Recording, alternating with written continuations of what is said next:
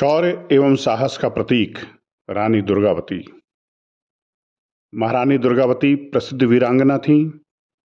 उनका जन्म 5 अक्टूबर 1524 को चंदेल सम्राट किरत राय के यहाँ हुआ।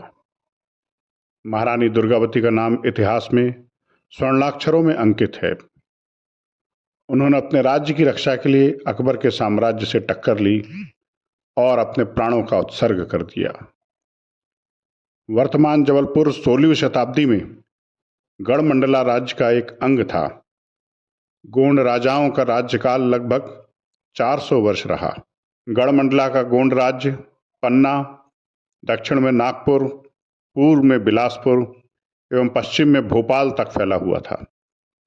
इसी गोंड साम्राज्य के सबसे प्राचीन राजा संग्राम शाह हुए। इन्हीं के शासनकाल में 51 गढ़ों का गोंड साम्राज्य स्थापित हुआ। यह राज्य उत्तर से दक्षिण 300 मील व पूर्व से पश्चिम 225 मील तक फैला हुआ था।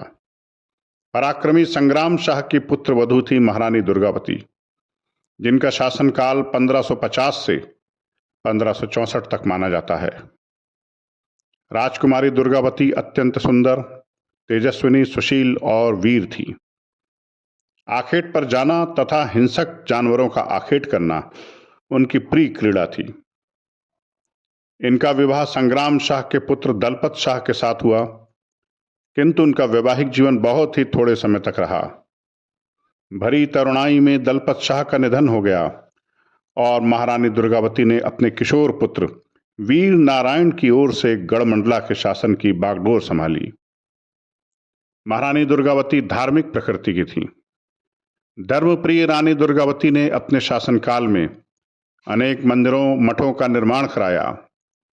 प्रजा हित में जलाशयों, कुओं, धर्मशालाओं आदि का निर्माण भी रानी के शासनकाल की ही देन है।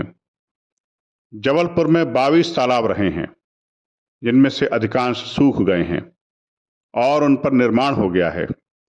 कुछ एक अभी भी शेष हैं। रानी का शासन मुगल सम्राट अकबर की बर्दाश्त से बाहर था, अतः उसने बहाने से चढ़ाई कर दी। कहते हैं कि रानी के पास एक अत्यंत सुंदर सफेद रंग का हाथी था, जिसका नाम सरमन था। उनके दीवान आधार सिंह विश्वास पात्र व कुशल राजनीतिज्ञ थे। अकबर ने इन दोनों को रानी से उपहार स्वरूप मांगा। रानी ने तिरस्कार स्वरूप खबर भिजवा दी कि ये दोनों नहीं भेजे जा सकते। इस पर अकबर नाराज हो गया और उसने आसफ खां को गढ़मंडला पर चढ़ाई करने के लिए भेज दिया।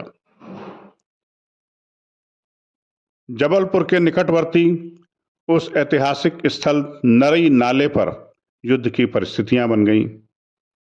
कुछ लोगों ने रानी को सलाह दी कि अच्छा हो सुलह कर ली जाए, किंतु रानी ने उत्तर दिया, मैं सिंहनारी हूं, क्या कभी सिंह और सिंहनी मैदान छोड़कर भागते हैं?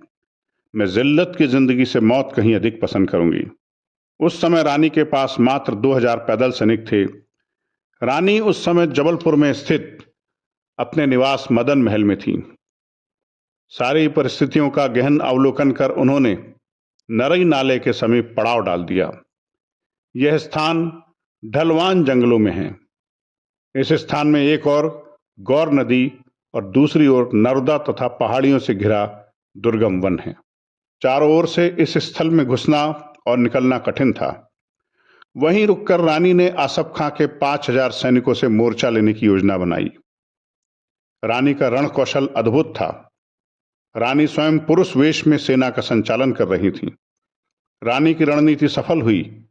दोनों सेनाओं का संघर्ष इस दुर्गम स्थान में हुआ और अकबर के करीब 3000 सैनिक मारे गए। मुगल सेना के पैर उखड़ गए, वह भागने लगी। रानी ने मौजा करीबा के पास से भागने वालों का शाम तक पीछा भी किया। रानी का इरादा था कि रात को ही मुगल सेना पर आक्रमण कर दिया जाए, किंतु रानी की सलाह उसके दिन भर के थके हारे फौजदारों को नहीं रुची। फलस्वरूप सूर्योदय के साथ ही मुगल सेना पहाड़ी में प्रवेश कर चुकी थी। अपने को घिरा देखकर रानी ने अपने नवयुवा पुत्र वीर नारायण को सुरक्षित स्थान पर पहुंचा दिया और बड़े ही कौशल से रण संचालन करती रहीं। एक तीर उनके बाजू में लगा, उन्होंने उसे तुरंत निकाल फेंका। फिर दूसरा तीर उनकी आंख में लगा। रानी ने इस तीर को भी निकाल फेंका। इसी समय तीसरा तीर उनकी गर्दन में जा लगा। रानी बुरी तरह घायल हो गई। जून का अंतिम सप्ताह था। ऊपर पानी बरस जाने से सूखे नरई नाले में बाढ़ आ गई थी। घायल रानी चारों ओर से घिर गई। इस स्थिति में उन्होंने आधार सिंह का खंजर छीनकर अपनी छाती में भोंक लिया। जबलपुर कैंट के निकटवर्ती नरई नाले का यह युद्ध 23 और 24 जून को लड़ा गया।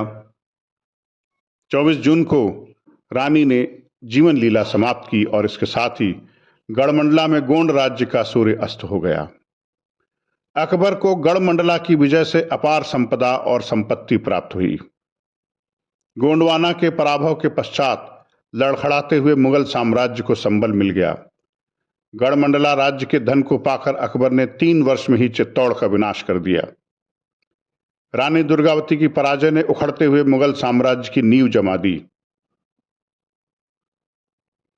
जबलपुर से लगभग 12-13 मील दूर बारेला के पास आज भी महारानी की समाधि है, जहां प्रत्येक श्रद्धालु 2 पत्थर या फूल चढ़ाकर अपनी श्रद्धांजलि अर्पित करते हैं। आजादी के बाद वहां महारानी की हाथी पर सवार भव्य मूर्ति स्थापित कर दी गई है।